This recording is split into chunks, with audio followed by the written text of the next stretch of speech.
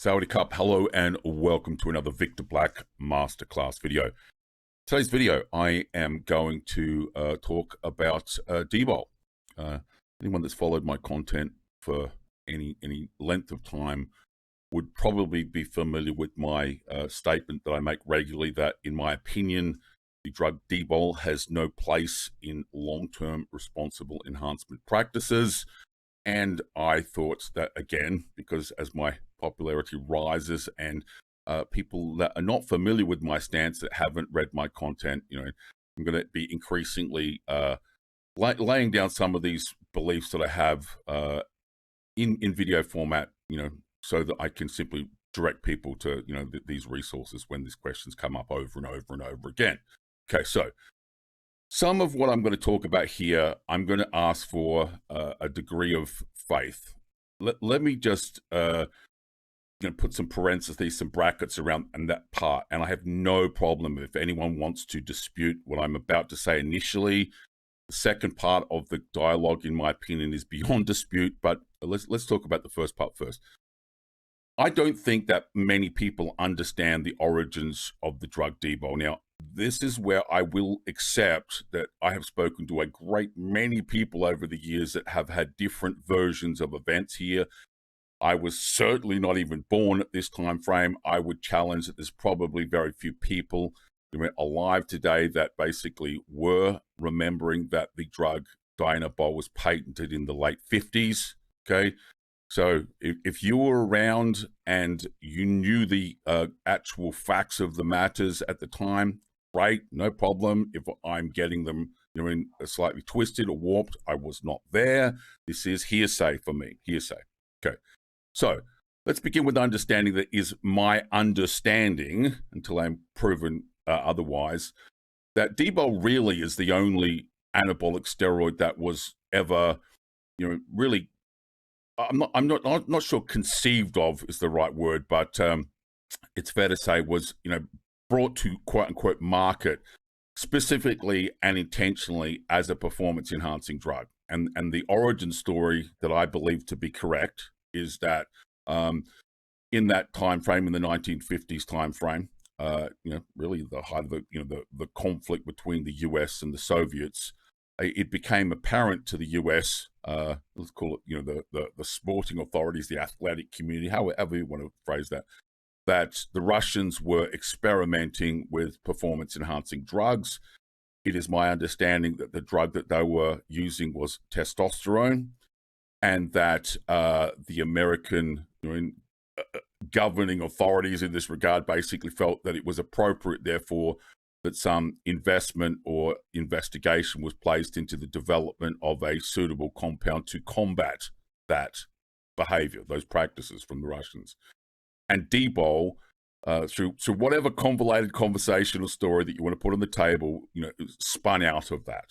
Okay, it is fair to say that at a later point, that Dbol was both prescribed for some of the conditions under which we see the application of Anavar today.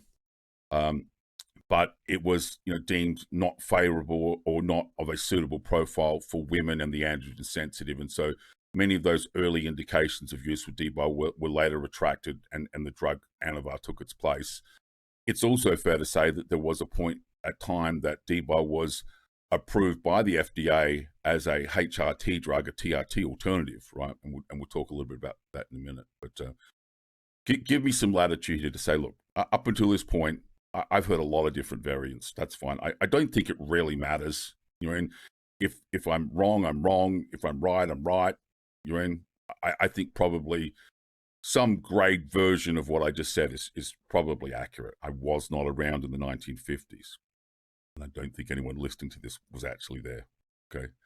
So if you can accept that the origins of Dbol are somewhat unique in, AAS history, in so much as that the Russians were experimenting with the use of testosterone as an enhancement tool in the height of the 50s. The Americans said, well, we can't just let that happen. And there was research and development work into a compound to combat that. And Dbol was the spin out of that. And if you accept that, then you should understand this then. So Dbol was never at any time envisaged to be taken with testosterone. Dbol was always, basically, being developed and being, evaluated as a replacement for testosterone in the true concept of what we'll call HRT. You'll often hear, as I said, my friend Broderick Chavez basically talking about the H and HRT and the validity of using Dbol or using, Boldenone as a valid alternative for testosterone under the HRT banner. I completely disagree. And we can talk about why today. Okay. So let's just quickly look at this through the filter of this. If you understand the first part of this discussion is it's either testosterone or Dbol, not both. Drug was never envisaged to be used with testosterone. It was never evaluated to be used with testosterone, and it really doesn't make any sense to partner with testosterone. Then the discussion becomes one of comparison. You put them both on the table and say, well, listen, let's explore the pros and cons of both, right? And then make a decision about which one of these we want to use, not, and I'll take testosterone and add Dbol to that. Okay, so if you follow my safer use models, let me just very quickly explain my position on testosterone. I've said it many times. You should start testosterone what we consider to be clinical dose. You should slowly titrate the dose up until the point whereby you reach a threshold, which is as much testosterone that you as a genetically unique individual can tolerate without experiencing what you might describe as estrogenic or DHT-related side effects. And from that point, once you ascertain what that amount of testosterone is for you as a genetically unique individual, what would make sense then is rather than bust out an AI, or rather than bust out a DHT blocker, how about this? How about we start adding in a secondary compound that allows us to continue to add to our potential anabolic toolbox, right? More anabolics, right? But doesn't bring more estrogen or DHT to the table. This is a logical, rational thing to do. As much testosterone as you can tolerate up until that threshold, then rather than bust out a drug that offers nothing of benefit to us whatsoever, a whole bunch of problems associated with AIs and DHT blockers, and the only reason we're using them is so that we can quote-unquote use more testosterone. Doesn't make any sense. Just at that point, stop, right? Don't add in a drug like Dbol, right? And bring a drug to the table that doesn't add more DHT like estrogen, like Masteron, like Anavar, like Primobolan. These are logical, rational choices. Even the drug Trenbolone doesn't bring more to the table. Okay, so that is my safer use model. If you understand that, you have to go, where the fuck does Dbol fit in?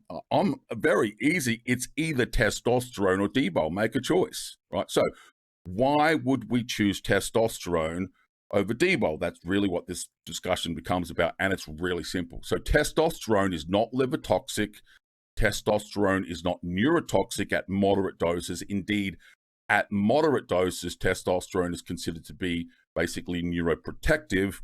Testosterone is able to maintain sexual function basically in males 100% of the time, 100% of individuals who are basically, if you place them into a castrate state, you basically remove their capacity to produce testosterone and you replace that testosterone through an exogenous source, you return to full sexual function 100% of the time. Dbol, the alternative, is liver toxic. Dbol, the alternative, is neurotoxic right out the gate.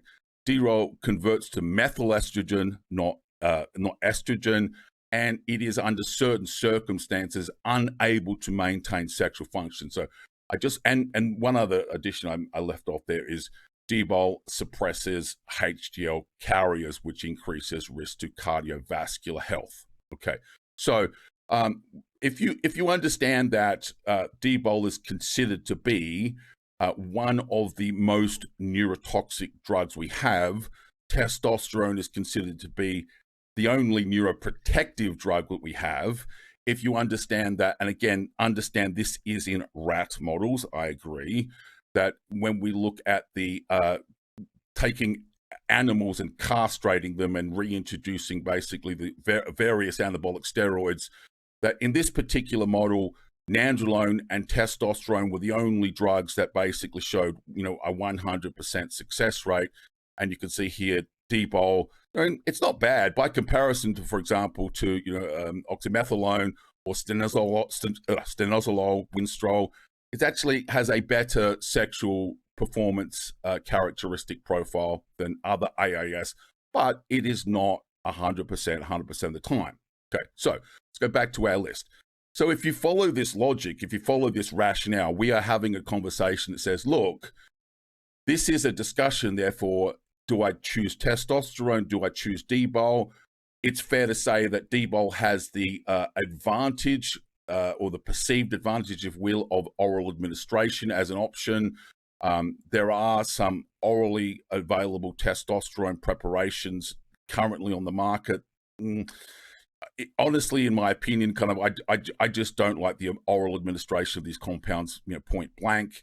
I would argue this. When you stack these two drugs together, this is very much like the idea of if you're a man, why don't you just compare Anavar to fucking Ostarine or Anavar to one of the other SARMs, and you end up going, well, what the fuck would you use a SARM? And it just doesn't make any sense.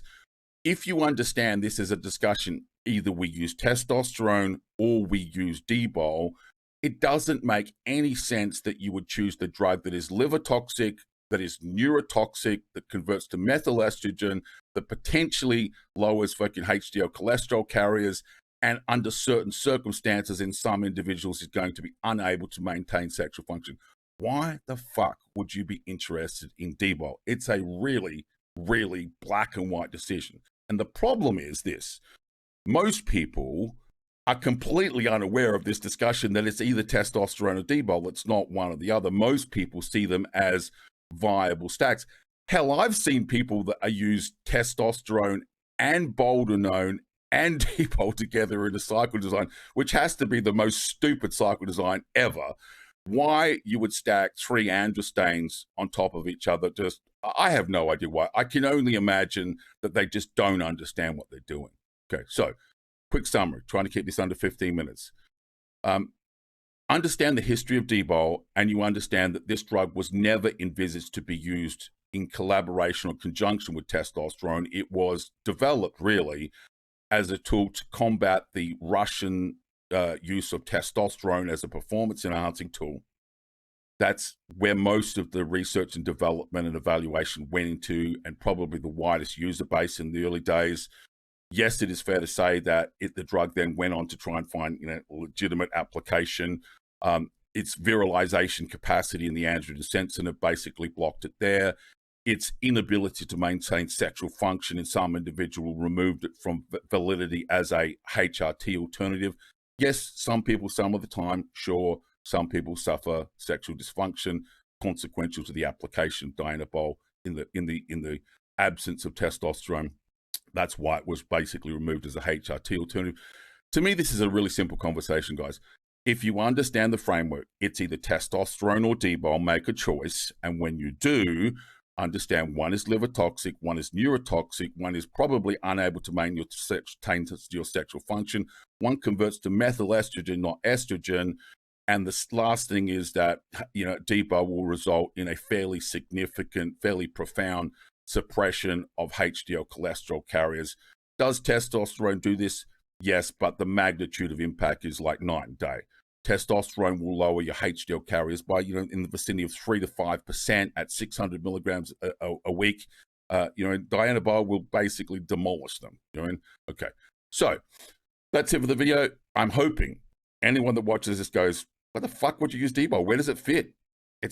It's impossible to defend the application of Dbol in long-term safer enhancement practices. I look forward to seeing you at the next Victor Black Masterclass. Sawadee ka.